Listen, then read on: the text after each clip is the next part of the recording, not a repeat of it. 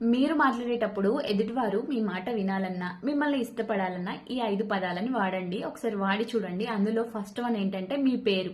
అంటే ఎవరితోనైనా మాట్లాడేటప్పుడు వారి పేరును వాడండి. మనిషికి తన పేరు వినడం కంటే ఇష్టమైన శబ్దం మరొకటి ఉండదు కదా. ఇక నెక్స్ట్ వన్ సెకండ్ది ఏంటంటే ఎందుకంటే అని. అంటే మీరు ఏదైనా అడిగేటప్పుడు ఎందుకంటే అని కారణం మనం గనక చెప్పామనుకోండి, ఎదుటివారికి ఆ పని చేయడానికి 90% ఇంట్రెస్ట్ ఉంటుంది.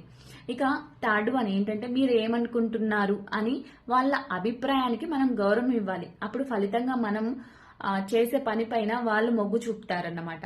ఇక నెంబర్ 4 కానీ అని ఎప్పుడు వాడకండి. కానీ అంటే ముందు చెప్పిన పాజిటివిటీని అది చెరిపేస్తుంది. దాని బదులు మరియు వాడండి.